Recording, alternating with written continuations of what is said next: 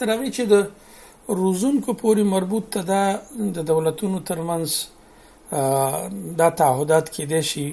خو هغه شرط دای چې هر روزونکی چې راځي هغه به د بادار په حیث نه، بلکې هغه به دغه ملک او دغه هیواد د قوانینو لاندې او په هغه هیواد کې د قانون مطابق خپل دنده ترسره کوي، او هر وخت چې هغه هیواد د هغه کړچار او کردار نامطلوب وګڼي هغه به بیرته د خپل هیواد نه وباسي. دا د هیوادونو ترمنځ شوي دي. پخوا هم زموږ عسکري ځواکونه د روسانو په لاس باندې تربیه کېدل، د هغې نه مخکې ترکانو په لاس باندې تربیه کېدل. اما اوس که چېرته د دې روزونکي بینالمللي ټولنې نه تهیه شي، که هغه هر څوک وي، خو هغه به د افغانستان د یو ولسواک او خپلواک حکومت د لارې نه داسې یو قرارداد کېږي، نه د داسې یو حکومت چې هغه د دوی په لاسو باندې ناست دی. اما د حمایوي زه دې پایلو ته رسېدلی یم چې لکه مخکې چې ما عرض وکړ چې که دوی ونه توانېدل د 150,000 یا 140,000 عسکرو موجودیت کې دوی د افغانستان امنیت وساتي، او همدا اوس ماته د جنرال آلن چې د افغانستان کې د امریکایي او ناتو د فوزونو عمومي قومندان دی، د هغې نظر یا د هغې وینا تر مخه ده چې وایي چې امریکایي فوزونه په افغانستان کې په داسې وخت کې له افغانستان نه وځي چې دوی به د مخالفین سره په جنگ کې، نو که چېرته دوی په داسې حال کې چې په جنگ کې او د افغانستان نه وځي، نو د دوی هغه 15 کسان یا 15 کسان یا 1000 کسان که د حمایوي یا ملاتړي ځواکونو په نوم باندې یا د روزنیزو ځواکونو په نوم پاتې کېږي، هغه خو به هېڅکله نه په افغانستان کې شپې ونه شي کولی. زه عرض کوم درته چې تر څو پورې چې د افغانستان د مسلې بنسټیز حل لپاره فکر ونه شي، عمیق فکر ونه شي، او په زور څوک غواړي چې خپل قانون او خپل خلک په زموږ په ولس باندې مسلط کړي، دا شونې نه ده او دا ترسره کېږي نه، او دا په هر صورت باندې د ستونزو سره مخ کېږي. د هغه فوزونه چې امریکایان غواړي د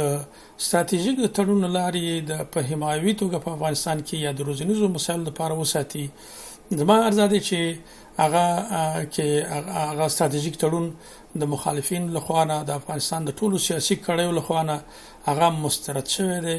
هغه قانون د منلو وړ نه دی، او هغه باید ونه منل شي، ځکه چې په هغې کې امریکایانو ته اختیار او واکمني ورکړل شوې چې هغوی په افغانستان کې د خپل قانون، یعنی د امریکا د قانون په مطابق باندې ژوند کولی شي. هغوی فضا د افغانستان چې د هغوی په لاس کې ده، ځمکني معاملات ټول د هغوی په لاس کې دي، هر وخت چې وغواړي افغانستان کې عملیات ترسره کولی شي د افغانستان د فوزونو ترڅنګ، نو دوی ته کامل اختیار ورکړل شوی دی. او هغوی لکه څنګه چې پخوا دوی ته ګارنټي او تضمین ورکړل شوی چې د هر جرم په مقابل کې به دوی د هیڅ جرم په مقابل کې به دوی محاکمه نشي او د عدلي تعقیب باندې لاندې ورای نشي، په همدې ترتیب باندې دوی ته اوس هم هماغه قانون دی چې دوی به په افغانستان کې د عدلي تعقیب لاندې نه راځي. هر جرم چې کوي، ولو که دا جرم د هلمند 14 کسه کوچنیانو او ښځو په وژلو باندې تمام شي او په هغې باندې به د لیوني نوم دي، دغسې جرمونه کوي، دوی به نه محاکمه کېږي. دا یو موضوع لانجمنه موضوع ده، د افغانانو ته د منلو وړ نه ده، او دا ستراتیژیک تړون مسترد شوی، دا مواد مسترد شوي تر څو پورې چې په افغانستان کې ولسواکه نظام نه راغلی او هغوی داسې یو فیصله ونه کړي. دا تړون خو د غلام بن غلام په واسطه باندې امضا شوی دی، او هغه بیچارهګان د دې واک او اختیار نه لري چې هغوی مجبور دي داسې یو تړون امضا کړي چې هغه د افغانستان هم د هغوی واکمني پکې تضمین شي، او هم بیروني فوزونو ته د وتلو دپاره د وړو پوزه کېږي. خو زه فکر کوم چې دا به ډېره هماغه ما لکه پخوا چې عرض وکړه، دا د شګو بند دا دوی نشي ټینګولی، او دا په هر ترتیب چې دا ورخ په اوبه وړي،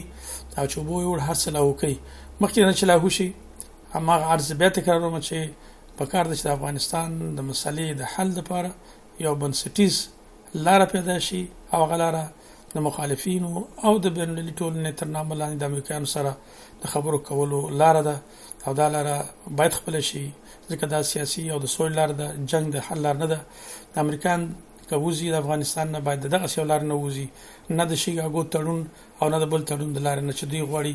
خپله ځان ته پکې یو لاره پیدا کړي. دا ماتې ده، او هماغسې ماتې چې لکه څنګه چې روسان پکې مات شوي، افغانستان کې دغسې ناتو او د امریکا زبر ځواک مات شوی.